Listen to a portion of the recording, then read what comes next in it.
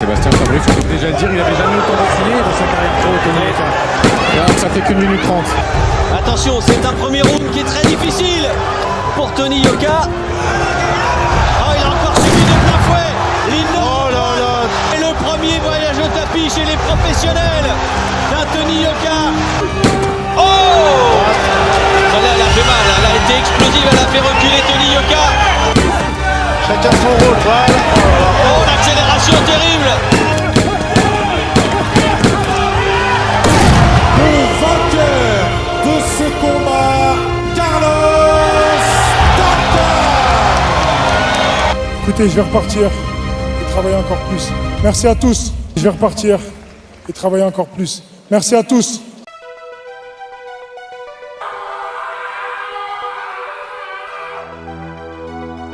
Je vais repartir et travailler encore plus.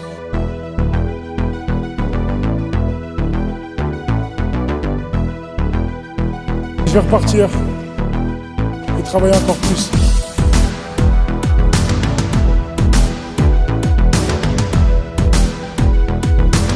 Je vais repartir et travailler encore plus.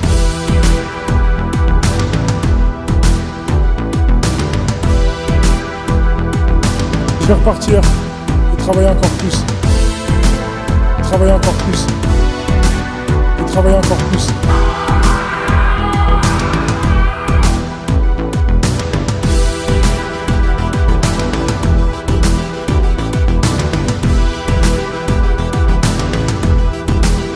Je vais repartir. Travailler encore plus. Travailler encore plus.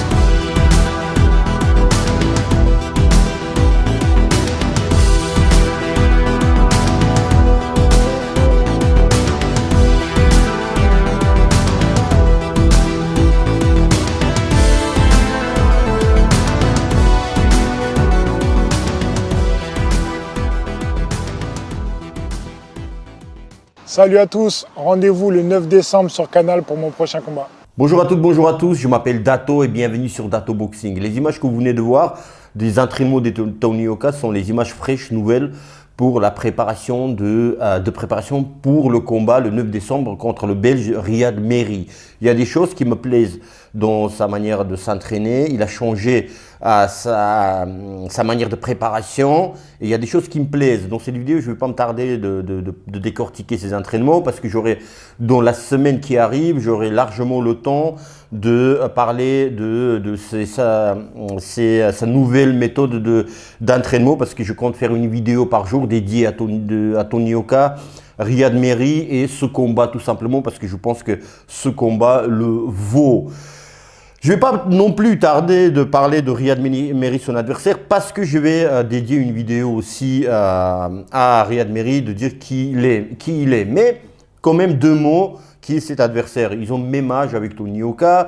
Ce Riyad Merhi, il vient des cruiserweight et il a combattu son dernier combat contre Lorena, je crois que c'est sud-africain, africain du Sud, en Bridgerweight. C'est une nouvelle catégorie.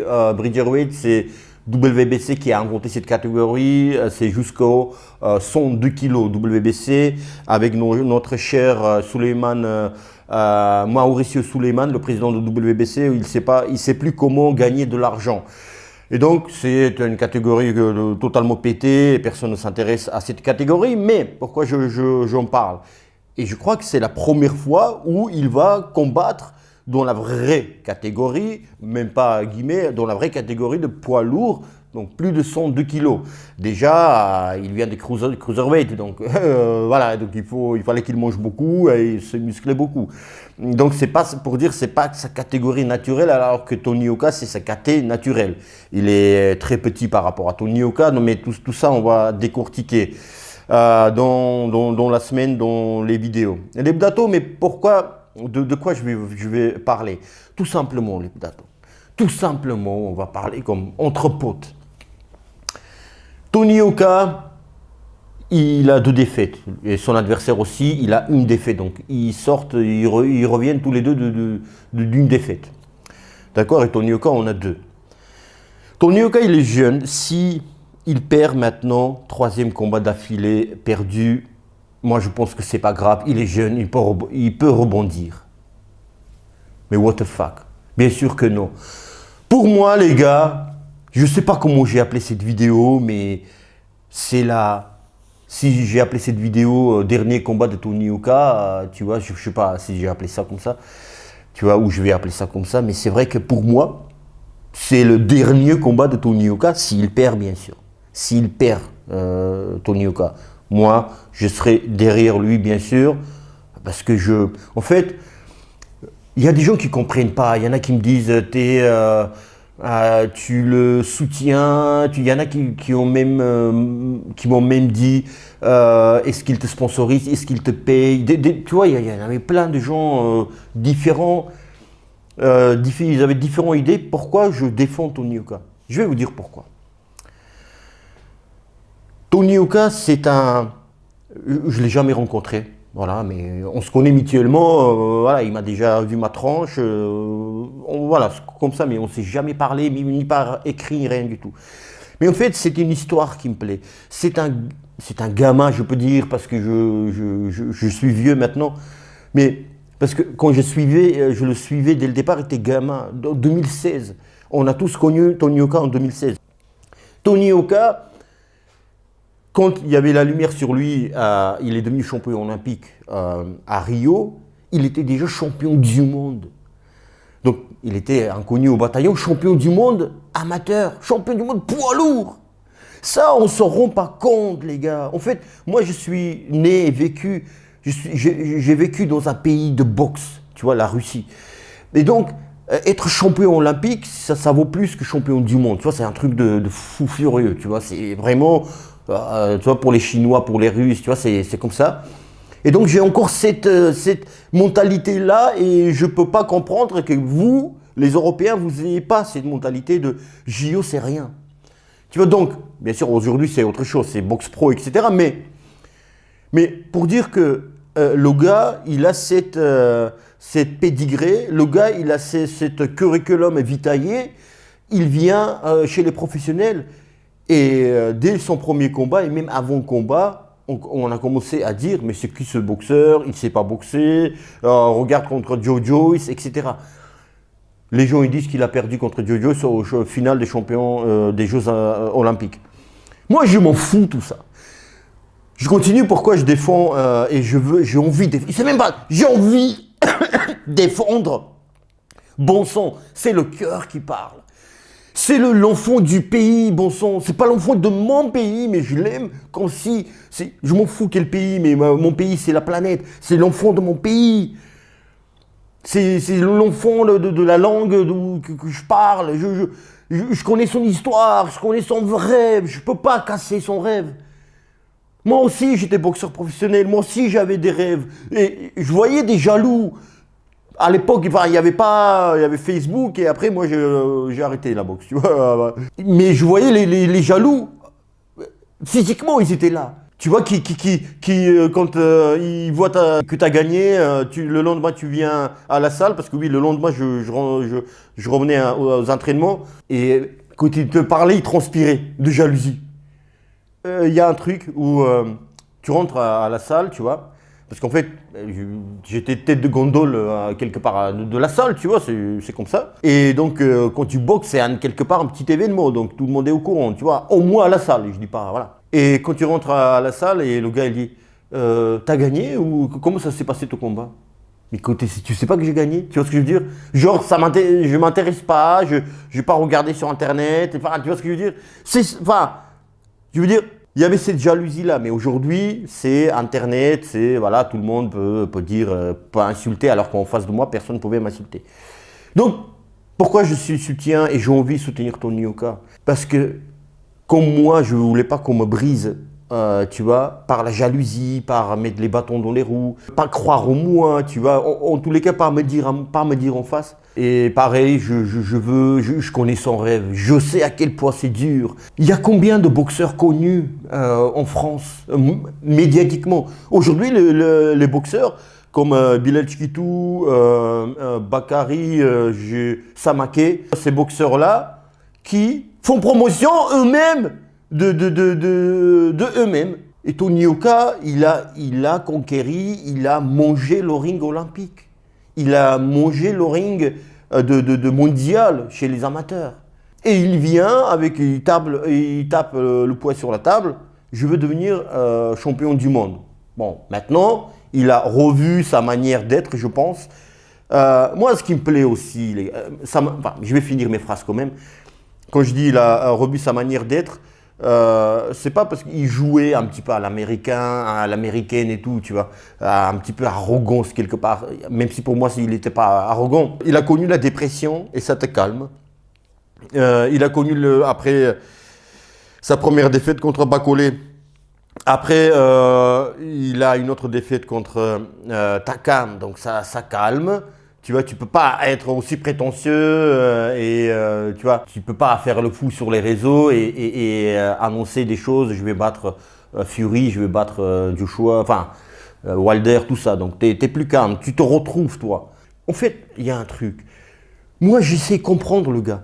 Comprendre les gens en général et je décortique pourquoi il a fait ça, pourquoi il aurait dû, pourquoi après par exemple contre la défaite contre Bacolé, sa première défaite, donc un choc, tu vois, un gros choc, donc il est en dépression, on le voit pas sur les réseaux et moi je savais, j'étais pertinemment, je savais alors qu'il n'y avait pas aucune info. Qu'il était en dépression, qu'il picolait, qu'il sortait pas des boîtes de nuit, tu vois, il faisait de la merde.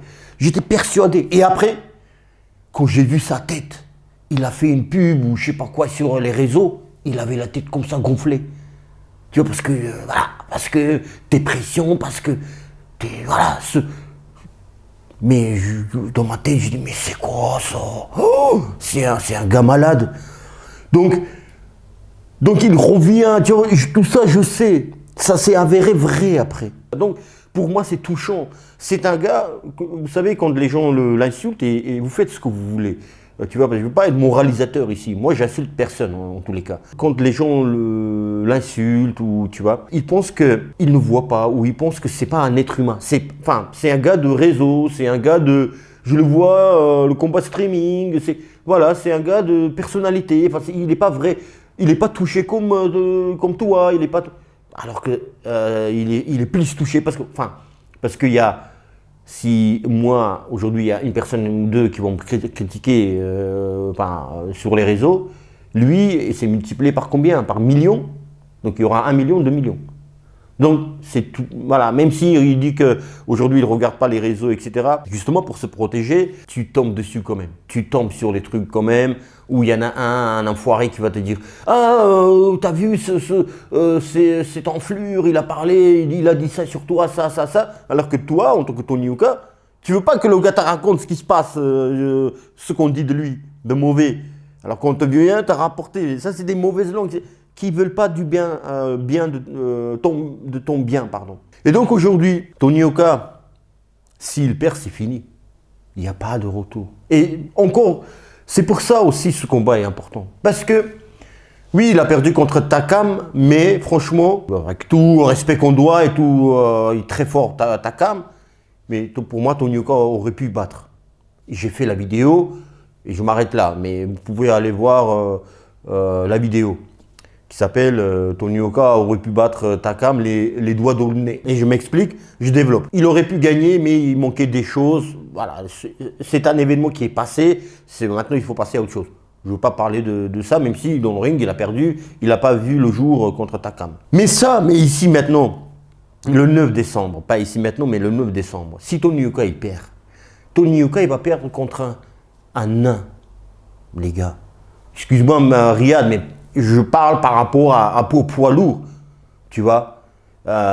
Si tu mets un Joshua, comme ça, à côté, Joshua, Fury, Wilder, il est petit, tu vois, on le regarde comme ça. Tu mets Tony Yoka 2m1, et Riyad Merhi peut-être 1m85, un truc comme ça, mais tu vois, c'est petit, c'est petit. C'est pas un poids lourd, je crois que c'est son premier combat chez les poids lourds. Donc il a combattu en Bridgerweight, c'est de 91 kg jusqu'au 102 kg. Mais avant cela, il a fait toute sa carrière en Cruiserweight, encore en dessous. Donc deuxième truc où il ne doit pas perdre contre cet adversaire parce que Bacolé, il a perdu contre lui. Moi, je vous disais, les gars, c'est un gars très fort, etc. Mais Bacolé, tu vois, parce que je l'ai décortiqué, il était encore inconnu. Personne ne croyait parce que les gars, s'il n'est pas connu, ça veut dire qu'il n'est pas fort. Alors que moi, pour moi, ça ne marche pas ça. Tu vois, moi, je regarde, je décortique. Et connu, pas connu, moi, je dois voir, je dois analyser qui est ce boxeur, comment il boxe. Donc, j'ai vu des choses incroyables chez Bacolé. Aujourd'hui, même les champions du monde, ils ne veulent pas le boxer. Donc, aujourd'hui, peut-être il va devenir champion du monde. Tu vois? Et aujourd'hui, on parle de Bacolé, peut-être champion du monde, et Tony Yoka, ça le rassure, en se disant, eh ben, oui, j'ai perdu, mais peut-être contre un gars qui va devenir champion du monde. Donc, tu vois, et il a tenu les 10 rounds. Takam, je ne vais pas revenir, mais j'en ai déjà parlé. Mais là, il n'y a rien, il n'y a aucun argument pour défendre Tony Yoka après. Si Tony Yoka, il perd, les gars, je me tais. Je me tais après. Je parle plus. Après Tony Yoka, s'il va reboxer, je parle plus. Je parle plus. Je ferme ma gueule, les gars. Je ferme ma gueule. Contre Riyad Merhi, avec tout le respect qu'on doit, parce que c'est un boxeur pro qui veut avancer, même si je pense qu'il monte, là, c'est juste pour gagner de l'argent. Parce que Cruiserweight, c'est pas assez rentable. Voilà, il n'a pas de titre. Là, petit à petit, il monte chez les Bridgerweight, maintenant Heavyweight, tu vois. Et histoire de gagner de l'argent, se faire connaître. Et voilà, et si par un malentendu, même si encore une fois, c'est pas gentil par rapport à un pugiliste qui est Riyad Merhi, qui est un très bon boxeur, attention, très bon boxeur. Mais les gars, rien que si tu travailles bien avec ton jab, ton allonge, tu dois pas, c'est scolaire ce que je vous dis, hein, mais ce qu'on pense que ça doit être et la réalité du ring, c'est jamais ou rarement pareil. Donc, mais il n'y a rien sur le papier pour que, tu vois, il y a genre, on met validé et croix rouge, tu vois, genre, alors taille, croix rouge pour Riyad Merhi, alors vitesse peut-être croix rouge, voilà, croix rouge, et quelque part validé, genre, il a quelque chose, une arme qui peut permettre de battre Tony Yoka. Je vois pas, les gars. Franchement, la vérité, oui, l'expérience. L'expérience de boxe pro, il a plus de combats, tu vois. Tony Yoka, quand même, il a aussi tu vois, la boxe olympique, il a des combats quand même, tu vois. La boxe amateur, c'est quand même de haut niveau. C'est quand même aussi expérience. Après, la boxe pro, c'est vrai que c'est différent, tu vois, c'est différent. Il y a rien, entre guillemets, hein, il n'y a rien pour Riyad Merhi, il y a tout pour Tony Yoka. Maintenant, frère, si tu viens, tu perds ce combat, je suis désolé, limite même, il doit gagner avant la limite, frère. Il doit gagner avant la limite, tu vois. Enfin, voilà, pas chercher le chaos, mais voilà, un adversaire comme ça, je suis désolé. Riyad Merhi, non, il faut qu'il gagne Tony Yoka. Limite, avant la limite. Bon sang. Donc, voilà, victoire ou rien. Si c'est au poids, il faut pas que tu sois touché, il faut pas qu'il y ait des rounds pour l'adversaire. Parce que non, je suis désolé. Il a la pression de Tony Yoka, plus que Riyad Merhi. Pourquoi? Parce que Riyad Merhi, quelque part, il a déjà boxé contre le Français Goulamirian pour le titre WBC. Tu vois, voilà, il a connu sa gloire. Maintenant, il monte juste pour gagner des sous. Il a perdu en Australie ou en Afrique du Sud ou australien, c'est Lorena. Donc, il est allé chez lui, donc il perd au poids. Il fait un combat, il perd au poids, mais il y avait rien de, il s'est pas fait tabasser, hein. C'est quelque part un chat noir aussi, Riyad Merhi, parce que là, il fait un combat de 10 ou 12 rounds. Tu vois, il se fait pas tabasser contre le gars qui a mis 2 fois knockdown Daniel Dubois. Donc, tu vois, il est malin, il a cette expérience de ring professionnel. Dernière chose, parce que cette vidéo a commencé à être longue, parce que toute la semaine on aura l'occasion de parler. La pression de Tony Yoka, c'est-à-dire que Tony Yoka, il ne veut pas faire le faire valoir, il ne veut pas juste boxer, il a un challenge. Maintenant, il va y arriver, il ne va pas y arriver. J'ai envie de soutenir, croire et soutenir. Voilà. Après, c'est lui qui fait, hein. C'est lui qui fait. S'il perd, il se fait tabasser. Je veux dire dans la vidéo, il s'est fait tabasser. Il y a pas de voilà. C'est pas moi dans le ring. Je soutiens. Maintenant, c'est à toi de faire, mon gars. Voilà. Et c'est là aussi. La pression est sur Tony Yoka, bien sûr, parce que lui, il voit sa carrière. Tu vois. Il voit sur le long terme. Il voit des étoiles. Maintenant, on verra le 9 décembre. Je ne sais pas quelle vidéo ça va être demain. Est-ce que Tony Yoka, est-ce que son adversaire, est-ce que... Mais en tous les cas, vous allez voir une nouvelle vidéo demain. Les Boudatos, voilà, vous me retrouvez. Qu'est-ce qui se passe? Les Boudatos, prenez soin de vous et de vos proches. Je vous dis à bientôt. Oh, très très bientôt. Et bim, dans la gueule le petit Riyad Meri, là. Le petit qui va boxer comme ça. Tony. Bah oui, dans sa gueule cette fois-ci.